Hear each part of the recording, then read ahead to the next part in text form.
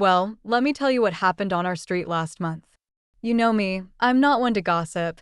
Mrs. Mel just likes to keep informed about the neighborhood, that's all. But this story? Honey, this one had me clutching my pearls and calling everyone I knew.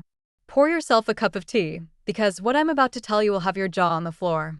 It all started with that sweet girl Emma Chen who lives in the yellow house on the corner, you know, the one with the beautiful wisteria growing up the side.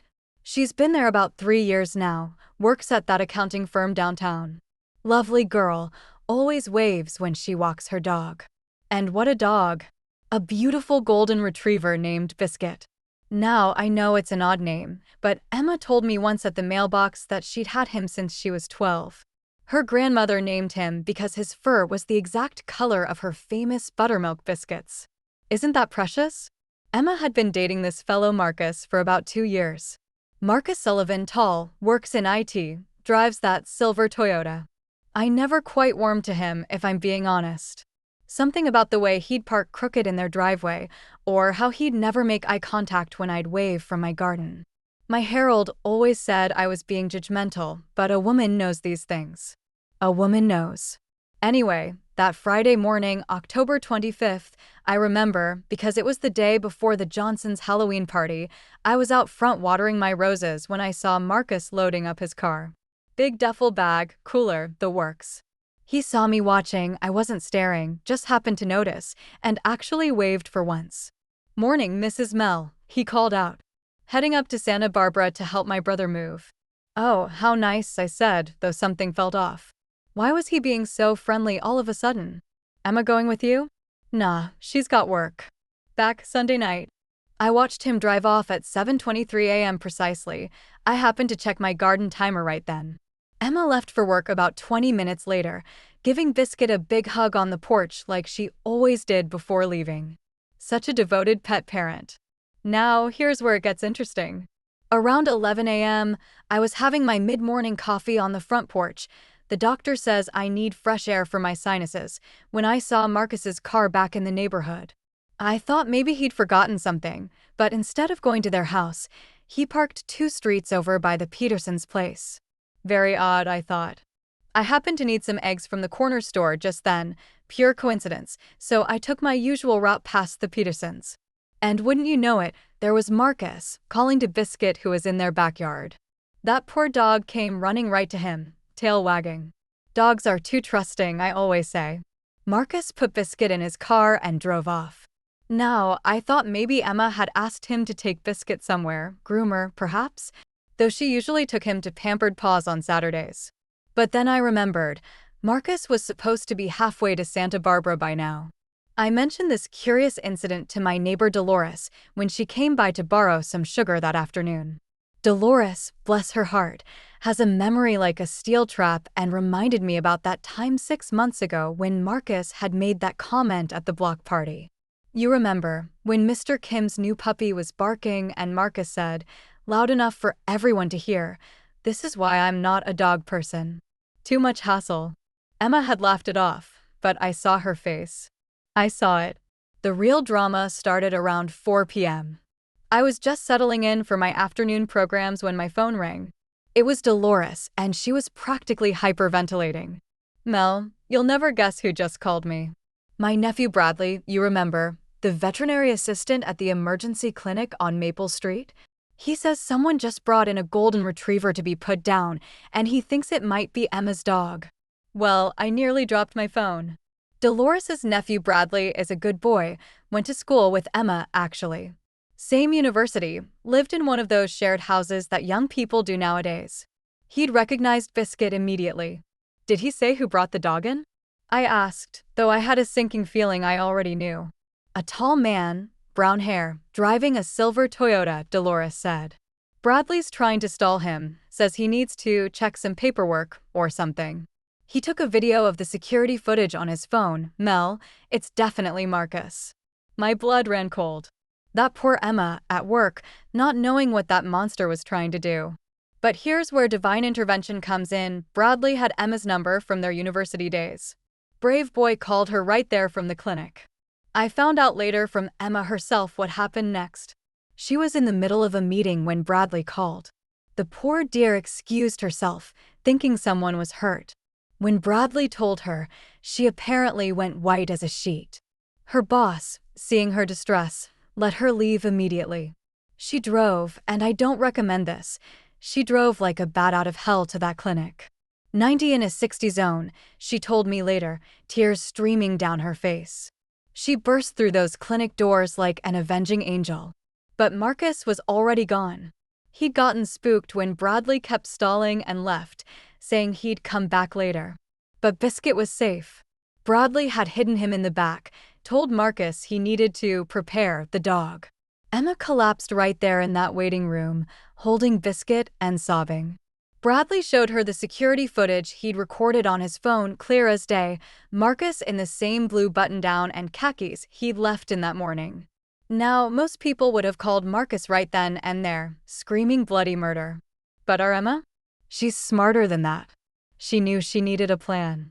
Bradley gave her a copy of the security footage and the paperwork Marcus had started to fill out. He'd even forged her signature. Can you believe it? Emma called her coworker Sarah, lovely girl, lives over on Oak Street with her partner James. They're both built like linebackers, used to play rugby in college. Emma asked if she and Biscuit could stay with them for the night. But Sarah, bless her heart, said, absolutely not. We're coming to you. While Emma drove home with Biscuit, Sarah made some calls. By the time Emma got home, there was a small army waiting. Sarah and James, of course, but also Emma's boss Linda, a formidable woman who doesn't suffer fools, Bradley, who'd gotten someone to cover his shift, and, this is my favorite part, Emma's elderly neighbor Mr. Watanabe, who'd been a detective before retiring and had seen Marcus skulking around. They didn't have to wait long for the show to begin. Marcus, that fool, started texting Emma around 6 p.m. like nothing had happened. Hey babe, made it to Santa Barbara. Traffic was hell. Emma, coached by Linda, who apparently has a law degree, responded normally, glad you made it safe. How's your brother? This went on for 2 days. 2 days of Marcus spinning his web of lies while Emma gathered evidence. Mr. Watanabe, God bless him, had security cameras that showed Marcus returning to the neighborhood that morning. The timestamp showed 10:47 a.m. when he was supposedly already in Santa Barbara. But here's where the story takes an even darker turn. Sarah's partner James is tech-savvy, works in cybersecurity. With Emma's permission, he did some digging on their shared laptop. What he found made my skin crawl. Marcus had been researching for weeks. Looking up how to rehome a dog without owner knowing, emergency vet clinics, and this is the one that made me need to sit down. How long before girlfriend gets over dead pet? But that wasn't the worst of it. He'd been on forums, asking for advice about dealing with a girlfriend's dog that's in the way. The responses were mostly people telling him to talk to her, to compromise. But he'd found one thread, one horrible thread, where someone had suggested exactly what he tried to do. Make it disappear while she's at work, claim it ran away, be the comforting boyfriend. James printed everything. Every search, every forum post, every deleted message he could recover. The folder was an inch thick. Emma also discovered Marcus had been planning this for a specific reason. In his email, the fool used their shared Netflix account email, were exchanges with a property management company about a luxury apartment complex that didn't allow pets. The move-in date? 3 weeks away. He'd already put down a deposit using their joint savings. Sunday night came. 7 p.m., just as the sun was setting. I happened to be trimming my hedge, the one that gives me a perfect view of Emma's driveway. Pure coincidence, of course. Marcus pulled up, checking his phone, completely oblivious to the reception committee waiting inside. He even stopped to grab the mail, casual as could be. When he walked in, Emma later told me she was sitting on the couch with Biscuit, surrounded by her friends. The folder of evidence was on the coffee table. Hey babe, he said, then stopped dead. Oh, didn't know we had company. And then, and this is why I say Emma is smarter than she looks, she played dumb. Biscuit ran off Friday, she said, making her voice shaky. I've been looking everywhere. Sarah and everyone have been helping me search. The look on his face, she said, was priceless. He went through every stage of grief in about 30 seconds. Oh no. That's terrible. I'll help look. Emma let him dig his grave deeper. Someone found him and took him to a vet clinic. Can you believe it? They were going to put him down. What? That's crazy. Who would do that? That's when Linda, the boss, stood up and hit play on her laptop. The security footage filled the screen. There was Marcus, clear as day, handing Biscuit over to the receptionist. The backpedaling started immediately. First, he was shocked someone who looked like him would do that. Then, when they pointed out he was wearing the exact same clothes, he tried saying Biscuit had been hit by a car, that he'd made a heartbreaking decision to spare Emma the pain. Hit by a car? Mr. Watanabe spoke up. How interesting. My cameras show you loading a perfectly healthy dog into your car at 10:47 a.m. That's when Marcus's mask finally slipped completely. The real him came out, and it was uglier than anyone expected. Fine, he snarled. Yes, I tried to get rid of the damn dog. Do you know how exhausting it is, planning everything around a pet? Can't travel, can't move to a nice place, spending hundreds on vet bills and food. I found us the perfect apartment, hardwood floors, downtown, rooftop pool. But no, we're stuck in this dump because of a dog. Our dump, Emma said quietly. The house my grandmother left me? The one that's paid off while you contribute nothing to. That's when he said it. The thing that made even me, listening from my hedge with my pruning shears, I was still trimming, mind you, gasp out loud. Should have had you put down instead of the dog. Would have inherited this place and finally had some peace. The silence that followed was deafening. Then Sarah stood up, all 6 feet of her, cracking her knuckles. I think you should leave now. But Marcus, the fool, doubled down. This is my home too. I've been here 2 years. You can't just kick me out. That's when Linda pulled out her phone. Actually, according to state law, you're classified as a month-to-month lodger since your name isn't on any lease or deed. Emma can give you 24-hour notice. But considering you just threatened her life in front of 6 witnesses, I think we'll make it immediate. What happened next was almost choreographed. Sarah and James started packing Marcus's things, throwing them in garbage bags with perhaps more force than necessary. Bradley called the non-emergency police line to report the threat. Mr. Watanabe stood guard by the door with his old service weapon visible in his holster. He has a permit. Very legal, very intimidating. Marcus tried to argue, to threaten, to plead. But Emma just sat there, holding Biscuit, looking at him like she was seeing him for the first time. 2 years, she said finally. 2 years I cooked your dinners, washed your clothes, paid most of the bills because you were between contracts. 2 years I ignored the little comments, the way you'd forget to feed Biscuit, the way you'd sigh dramatically whenever I had to take him to the vet. I thought you were adjusting. I thought you'd grow to love him like I do. Emma, babe, let's talk about this, get out. Her voice was steel. Get out before the police arrive, and I show them everything.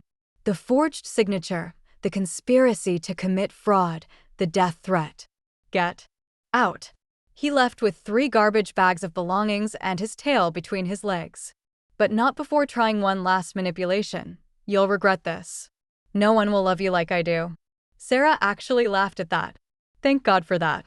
But here's where the story gets really interesting and where karma shows her beautiful face. Within a week, word had spread through the neighborhood about what Marcus had done. I may have mentioned it to a few people at the grocery store. And Dolores might have told her book club.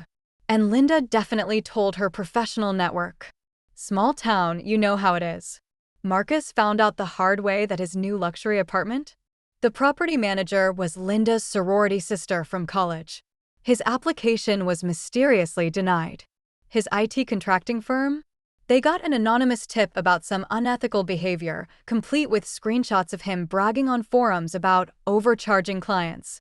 Turns out fraud is fraud, whether it's against girlfriends or customers. But the real karma came 2 weeks later. You see, Mr. Watanabe's son is a veterinarian, not at the emergency clinic, but at a practice across town.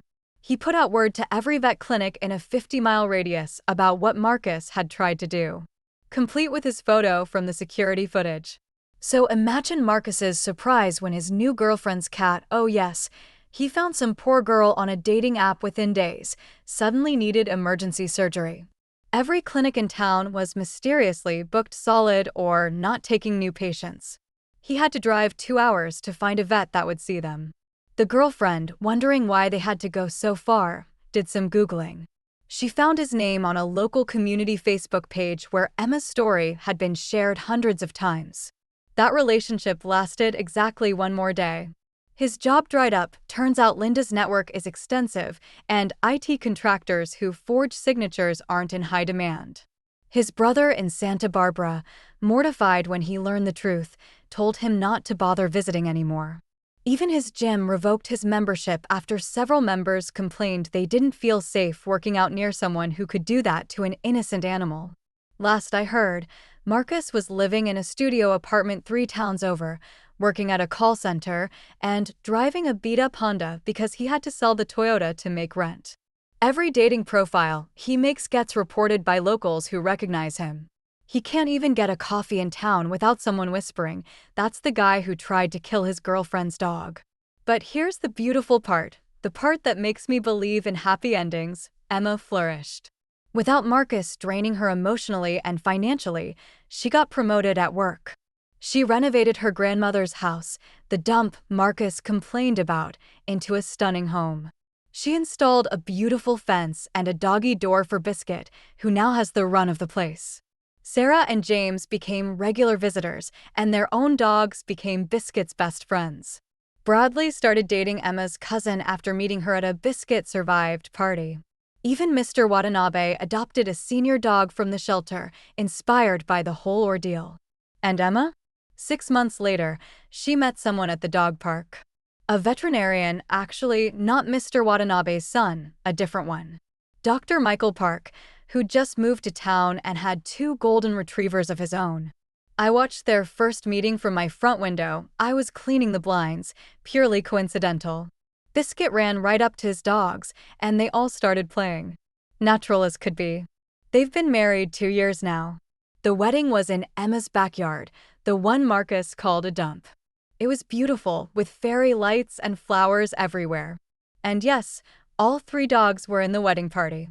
Biscuit was the ring bearer. Not a dry eye in the neighborhood, I tell you. They're expecting their first child next month. A little girl. They're naming her Hope. As for Marcus?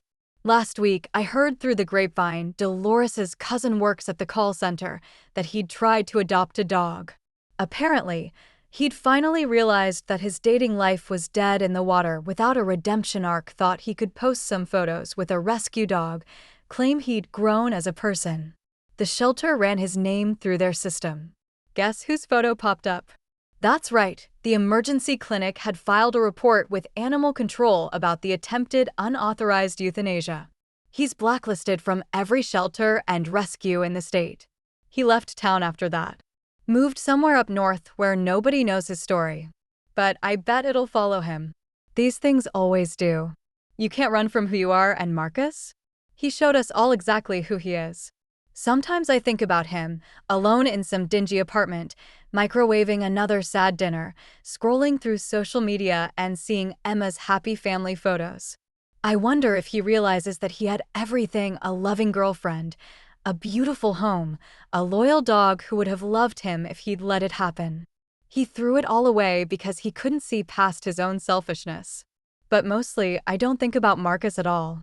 I'm too busy watching Emma and Michael teaching their daughter to walk in the front yard, Biscuit and their other dogs gentle as lambs around the baby. Too busy chatting with Mr. Watanabe about his dog's latest adventures. Too busy living in a neighborhood that came together to save an innocent animal and protect one of our own. That's the thing about karma, it doesn't always come in the form of grand cosmic justice. Sometimes it's just a community of people who know right from wrong and aren't afraid to act on it. Sometimes it's a dozen small choices that add up to a life either well-lived or wasted. Marcus made his choices. Emma made hers. And Biscuit? Well, that sweet old dog is living his best life, a little grayer around the muzzle, but still eager for his daily walks. I see them every morning from my front porch: Emma, Michael, baby Hope in her stroller, and all 3 dogs. A perfect family portrait. Some stories don't have tidy endings. Some wrongs can't be made right. But this one? This one ended exactly as it should. The villain lost everything he thought he wanted and never got what he really needed, a conscience. The heroes found love, community, and happiness. And the dog lived happily ever after. If that's not karma, I don't know what is. Now, if you'll excuse me, I need to go water my roses. The new neighbors in the blue house just moved in, and I want to get a good look at them. Not gossiping, you understand. Just being neighborly. After all, you never know when you might need to save another dog, catch another liar, or witness another miracle.